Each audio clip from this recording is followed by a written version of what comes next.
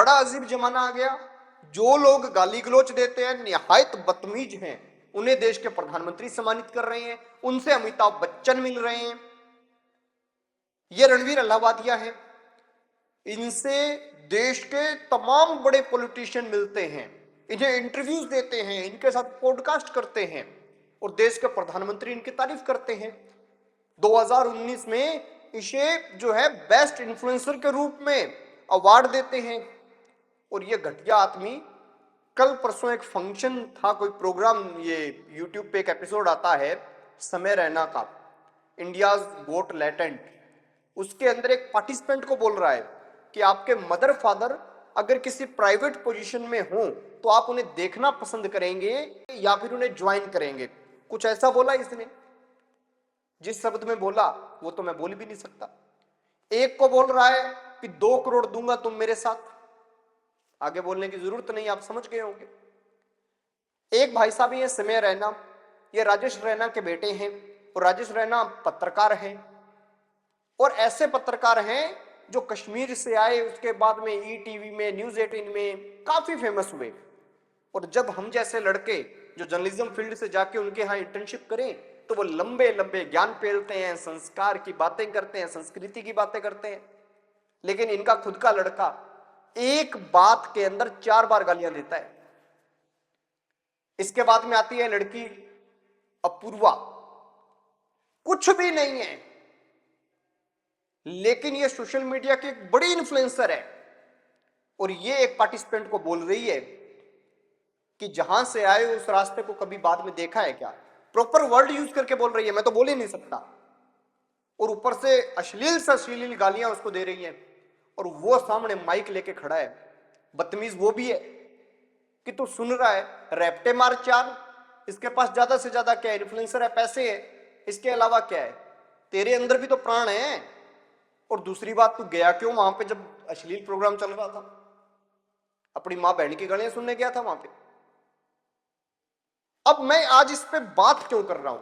मैं बात इसलिए कर रहा हूं क्योंकि हम जैसे लोग, कोई सोशल मीडिया मोटिवेशन स्पीकर है, कोई ऑर्गेनिक खेती के बारे में बता रहा है, कोई एग्रीकल्चर में अच्छे इंप्रूवमेंट्स के बारे में बता रहा है, कोई गवर्नमेंट की पॉलिसीज बता रहा है, कोई फाइनेंशियल पॉलिसीज बता रहा है, इनको लोग नहीं देख रहे। ये जो गाली गलौज करते हैं इनको देखते हैं। इनकी वीडियो में खर्चा भी नहीं आता, एक काले रंग का पर्दा लगाते हैं, 4 लोग बैठ जाते हैं, गालियां देते हैं अकेली और लोग इन्हें देखते हैं। एक लड़की साथ में बिठा लेते हैं, लड़की गाली देती है तो वो और ज्यादा कूल हो जाती है। और हम जैसे जो लोग पहले ग्रीन स्क्रीन पे वीडियो बनाते हैं, फिर उसे एडिट करते हैं, एनिमेशन लगाते हैं, जहान का सॉफ्टवेयर इस्तेमाल करते हैं, हमें ना तो इस देश की गवर्नमेंट देखती और ना इस देश की जनता अच्छे कार्य के लिए अप्रिशिएट करती। वो ये कहती है कि हाँ हमें जरूरत थी, हमने देख लिया, हमारा काम बन गया, अब जाओ बाढ़ में। और ये चीज हानिकारक क्यों है? ये इसलिए हानिकारक है क्योंकि हम समाज के अंदर 2 ऐसे वर्ग बना रहे हैं जो वर्ग इस देश के संस्कारों और सभ्यताओं को पूर्ण रूप से नष्ट कर देंगे। कैसे कर देंगे? अब यह अपूर्वा है, ये बहुत से लोगों के रोल मॉडल बनी बैठी है, बहुत से लड़के लड़कियां इनको देखते हैं। ये आशीष चंचलानी है, इसको देखते हैं। एक ये रणवीर अलाहाबादिया, इसको तो पॉलिटिशियंस देखते हैं, इंटरव्यू देने आते हैं इसके यहां पे। और हैरानी की बात, देश के प्रधानमंत्री इसे सम्मानित करते हैं और ये आदमी प्राइवेट कमरे में कोई माँ बाप क्या कर रहा है उसके बारे में बात कर रहा है। पैसे का घमंड दिखा के सामने वाले को ऑफर दे रहा है कि मेरे साथ ये कर, पैसे दूंगा, और इनके ऊपर कोई कार्रवाई नहीं होती। इनको करोड़ों व्यूज आते हैं और उस व्यू के बदले में इन्हें पैसा मिलता है और हमें मिलता है, हमारे बच्चों के गलत संस्कार जो है वो स्टार्ट हो जाते हैं। अगर आपका बच्चा आपको ये बोल रहा है कि मुझे मोबाइल चाहिए, मुझे पढ़ना है, तो वो झूठ बोल रहा है। अगर आपका बच्चा आपको बोल रहा है कि मैं अकेला ऊपर वाले कमरे में बैठ के पढ़ रहा हूं, कोई डिस्टर्ब मत कीजिएगा, तो समझ लीजिए वो बच्चा और ज्यादा झूठ बोल रहा है। ये बच्चे आजकल मोबाइल में, लैपटॉप में, रजाई में घुस के ऐसा ऐसा कल्चर और ऐसे ऐसा सिस्टम सीख रहे हैं जो दिल्ली और मुंबई जैसे शहरों का है। वहां पे तो गंदगी है ही है, वो गांव में और आ रही है। मैं 4.5 साल दिल्ली में रहा हूं। मैं देहाती के रूप में गया था और मैंने अपना देहातपन जो था वो कभी नहीं छोड़ा। मैं ग्रामीण था, मैं गांव की डोर से हमेशा जुड़ा रहा। अगर वहां से जुड़ते तो आज शायद पता नहीं क्या होता, क्योंकि वहां पे 12-12, 13-13 साल के बच्चे दिल्ली में गाली के बिना नहीं बोलते। हमें यहाँ पे गांव में ये समझ नहीं थी कि पढ़ाई के अलावा बच्चों का कोई और काम भी होता है, पढ़ाई और खेलना 2 ही काम होते हैं। उनको ये समझ है कि गर्लफ्रेंड बॉयफ्रेंड वाला काम भी होता है। अब लोग कहेंगे कि मैं संकुचित विचार की बात कर रहा हूं, संकुचित विचार की बात नहीं कर रहा हूं। मैंने ऐसे ऐसे घर दिल्ली में देखे, मैं नाम नहीं लेना चाहूंगा, जिनके लड़की और माँ के बीच में पता नहीं चलता कि माँ कौन है लड़की कौन है, क्योंकि वो आपस में अश्लील शब्दों से राब्ता करती हैं।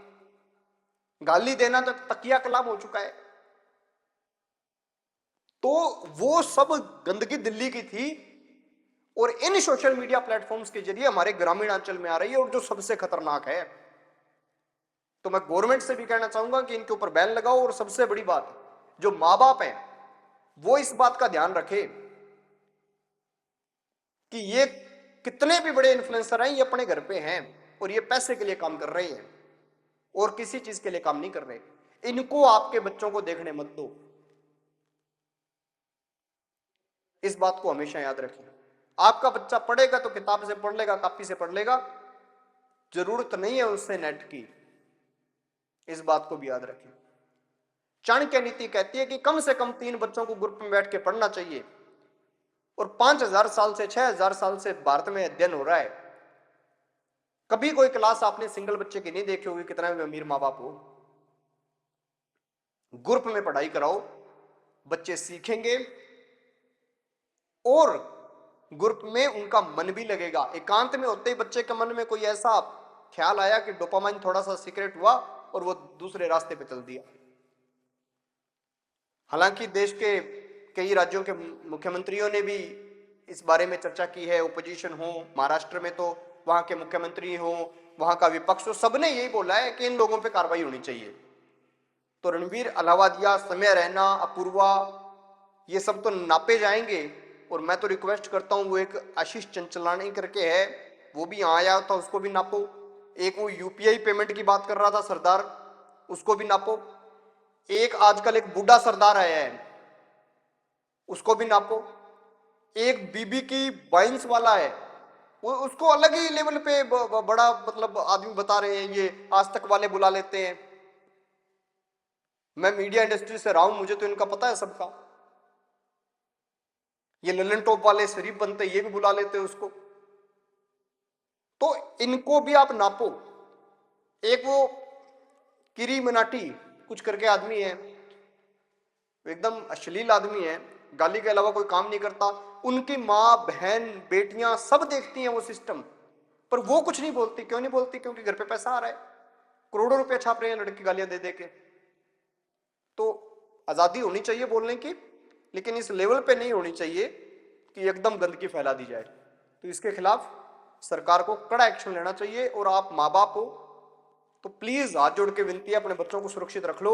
आज जैसे संस्कार दोगे, जिस दिन खुद बूढ़े हो जाओगे उस दिन इसी के ऊपर डिपेंड होगा आपका बुढ़ापा कैसे निभे। क्योंकि सबसे ज्यादा अमीर घरों के और दिल्ली वाले जो है ना, ये दिल्ली मुंबई वाले, ये वृद्धाश्रम में बैठे हैं, गांव के लोग नहीं बैठे। क्योंकि वहां पे एक जो पेरेंट और बच्चे के बीच में गैप होना चाहिए, एक ग्रैंड पेरेंट और बच्चे के बीच में गैप होना चाहिए, वो मेंटेन है। दिल्ली जैसे शहरों में मेंटेन नहीं है। मैं तो खुद देखा है वहां पे। बाकी सब बताने की जरूरत नहीं है, मेरा मकसद पूरा हो गया। मैं तो आपको यही कहने आया हूं कि अच्छे चीजों को बताने वाले बातें जो हैं वो बच्चों को 4 बार सिखाओ। किसान हो तो अपने बच्चों को किसानी सिखाओ। खेत में नहीं करवाना काम तो वीडियो दिखाओ, लेकिन अश्लील चीजें मत दिखाओ। थोड़ा सा बच जाओ। मम्मियों के फोन है, बच्चे ले लेके कमरों में बैठे हैं, ये बहुत नुकसानदायक है। हमारे भी घरों में बच्चे हैं, हम भी देखते हैं, हम भी लड़ते हैं उनसे। तो इसलिए कह रहा हूं। खैर, देखते रहिए एबीसी इंडिया।